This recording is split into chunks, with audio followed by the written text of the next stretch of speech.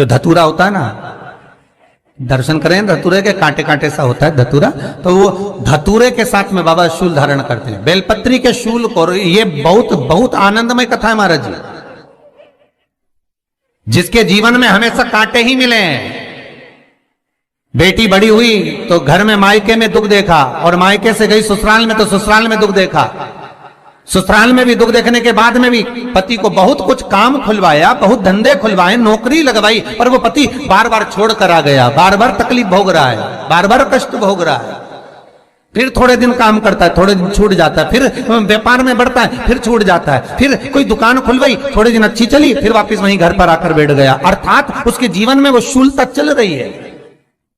तो बाबा देवाधिदेव महादेव कहते हैं, ये 3 घड़ी 3 पल 3 नक्षत्र 3 समय 3 दिन में जो शूल मुझे समर्पित करता है, उसके जीवन से मैं शूल हटा देता हूं। वो 3 दिन लिखे स्कंद पुराण।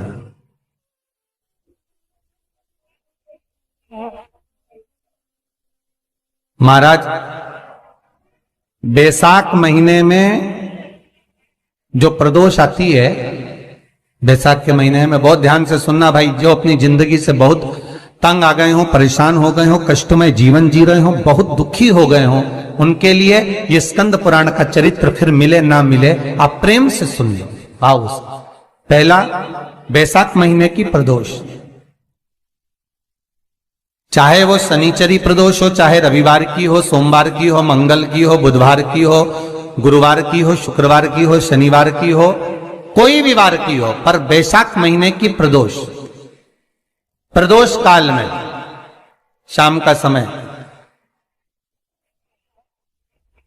सूर्य डूब रहा हो, बस डूबा ही हो, और उस समय पर सूर्य के डूबन के तुरंत बाद बाबा को धतूरे के साथ में बेलपत्री ना चढ़ाते हुए बेलपत्री के वृक्ष के 7 कांटे बाबा के शिवलिंग पर समर्पित करे जाते हैं महाराज, अपनी जिंदगी में अड़चनों को हटाने के लिए। फिर आप जिस व्यापार में उतरे, जिस व्यवसाय में उतरे, जिस नौकरी में उतरे, आप दिल से करें, आपको तरक्की मिलेगी। आप हार नहीं सकते, नीचे नहीं आ सकते, उन्नति पर ही चढ़ेंगे। एक वैशाख मास की प्रदोष, दूसरा शिवरात्रि के दिन मध्याह्न का समय। महाराज जो बड़ी शिवरात्रि होती है माघ की, बड़ी शिवरात्रि के अंतर्गत मध्याह्न का समय, दोपहर के ठीक 12 बजे, चाहे फिर वो कोई भी दिन हो महाराज, शिवरात्रि जिस दिन पड़ रही हो,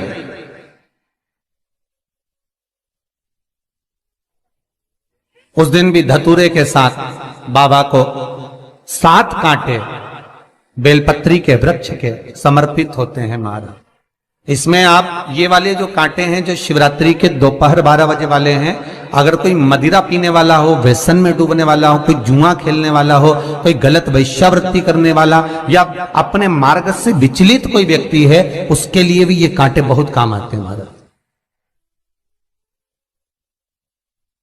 दूसरा, पार्वती तेरे द्वारा तेरे नयन अश्रु से जो प्रगटा हुआ बेल का वृक्ष है, द्वितीय शूल मैं वहां धारण करता हूं, तृतीय शूल, तीसरा शूल जो वर्णन करा गया महाराज। भगवान श्रावण के महीने में जो भी दूसरा सोमवार पड़े, जो भी पड़े, श्रावण के महीने का जो दूसरा सोमवार होता है, उस दूसरे सोमवार में रात्रि के समय पर, अर्थात शास्त्र अब घड़ी और पल का स्मरण करेंगे तो रात्रि के बजेंगे 10 से 12 बजे महाराज, 10 से 12 के बीच में धतूरे के साथ बाबा को शूल समर्पित होता है महाराज। ये भी हमारी बाधाओं को, हमारी तकलीफों को, व्यापार व्यवसाय के लिए, नौकरी सर्विस के लिए, बहुत सारे एग्जाम में आप बैठ लिए, गवर्नमेंट एग्जाम के लिए बैठ लिए, नहीं हो रहा, ये 3 बार मेरे शंकर को बेलपत्री के वृक्ष के शूल समर्पित होते हैं, उसका आनंद पाना और उससे अपने को सुख प्राप्त करना।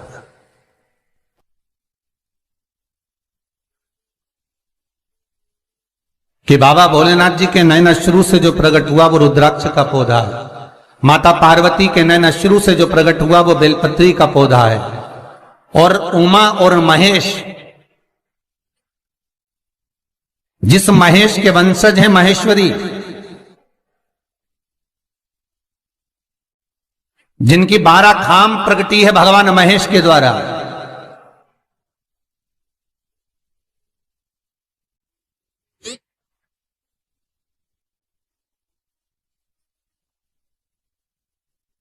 वो महेश और उमा, उमा और महेश का जो चरित्र है कि उमा और महेश का जब प्रागट्य हुआ, उमा और महेश जब दोनों आनंद में विभोर होकर जब चलते हैं और दोनों के बैठने से तप मुद्रा से जो पौधा उत्पन्न होता है वो शमी का पौधा है।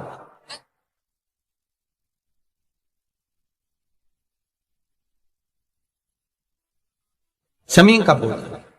तो एक बात ध्यान रखिए, शिव जी के द्वारा जो निर्मित हुआ उसमें कोई शूल नहीं है, उसमें कोई कांटे नहीं है। पार्वती के द्वारा जो निर्मित हुआ बेलपत्री का पौधा, उसमें कांटे हैं, और पार्वती के मिलन से भी जो उत्पन्न हुआ है शंकर के साथ में, उसमें भी कांटे हैं। शमी के पौधे में भी कांटे हैं, शमी के वृक्ष में भी कांटे।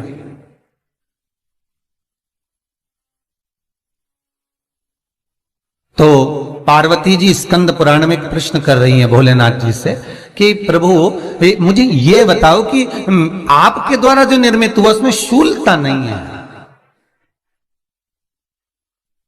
पर मेरे द्वारा जो निर्मित हुआ उसमें शूल क्यों आया है, उसमें कांटा क्यों आया है? थोड़ा सा माताओं, मेरी जीजियों, आपको थोड़ा बुरा तो लगेगा इस प्रसंग को सुनकर, पर लग जाए, पर आज कथा निकली है तो सुन लो है कि शिवजी जिस रुद्राक्ष को उत्पन्न कर रहे हैं उसमें शूलता नहीं है, पर पार्वती जी जो संग में मिली हैं उसमें भी शूलता है, और पार्वती के द्वारा जो प्रकट हुआ बेलपत्र उसमें भी शूलता है।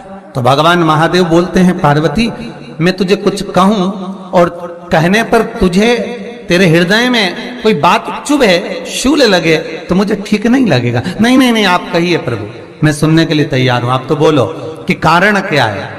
भगवान कहते हैं पार्वती, बस अंतर इतना है, नारी का जो स्वभाव होता है, स्त्री का जो स्वभाव होता है, उसके हृदय में छोटी छोटी बात के शूल बहुत होते हैं।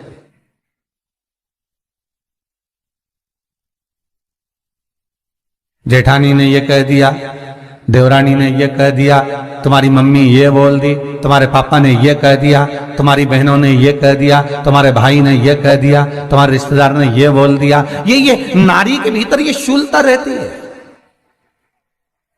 तो पार्वती जी बोली कि जितना तप आपने करा उतना तप मैंने करा, और जितनी साधना आपने करी उतनी साधना मैंने करी, और जितना आराधना दिल से आपने करी उतनी आराधना दिल से मैंने करी, फिर इसमें शूलता कहां से आ गई? भगवान शिव बोले, बस पार्वती बात इतनी सी है कि जब मैं आराधना करने बैठता हूं तो मेरी दृष्टि में सम्मुख में कुछ नहीं होता। जब मैं आराधना करने बैठता हूं तो मेरी दृष्टि में, मेरे सम्मुख में कुछ नहीं होता कि कौन ने क्या करा है, कौन ने क्या बोला है, कौन क्या कर रहा है, उससे मुझे मतलब नहीं होता,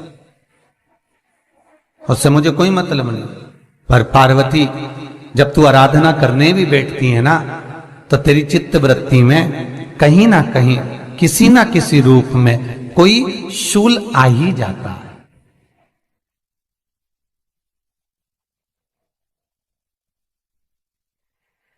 कई माताओं की आदत देखी साहब, भगवान की सेवा करने बैठी है तो भी भीतर थोड़ा सा शूलता भरी हुई है। महाराज बताओ, इतने सारे भगवान इकट्ठे कर लिए, मैंने बोला था बहू से कि वहां रख लेती है, बताओ इतने सारे यहां पर लाकर रख दिए हैं, अब इसकी सेवा करना पड़ रही है, अब ये करना पड़ रहा है। प्रसाद लेने के लिए रसोई घर में गई, भगवान का भोग लगाने के लिए, तो उसमें भी शूलता आ गई। इतने घंटों से मैं सामान ढूंढ रही, फ्रिज में मिल ही नहीं रहा, मैंने रख के गई थी, भगवान जाने कहां चले गए। भगवानों को वस्त्र पहना रही है तो शूलता है। अलमारी का ड्रॉज खोला, इसमें मैंने सामान रखा था, ना जाने भगवान का श्रृंगार कहां चले गया, कौन ने हाथ लगाया, फिर शूलता आ गई। भोजन करने बैठे तो शूलता है, कोई कार्य के लिए जा रहे हो तो शूलता है। अर्थात कहीं ना कहीं नारी के जीवन में शूलता बनी हुई है। और पार्वती, जब तुम भजन करो, तप करो, साधना करो, भक्ति करो, उसमें शूलता नहीं होना चाहिए।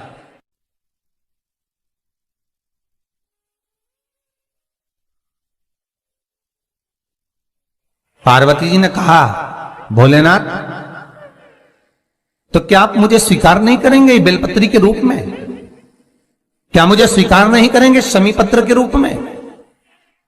पद्म पुराण, स्कंद पुराण, लिंग पुराण, नर्मदा पुराण और शिव महापुराण, ये सारी पुराणे वर्णन करती है। पार्वती जी का खंड आनंद वर्षित कर रहा है, वर्णन कर रहा है। पार्वती खंड वर्णन कर रहा है, सती खंड वर्णन कर रहा है, उमा संहिता वर्णन कर रही है। क्या आप मेरा ये बेलपत्र का स्वरूप आप धारण नहीं करेंगे? इसमें शूलता है, इसलिए भगवान कहते हैं नहीं नहीं, धारण तो करूंगा पर शूल धारण नहीं करूंगा। मैं शूल धारण नहीं करूंगा, मतलब बेलपत्री में जो कांटे लगे रहते हैं,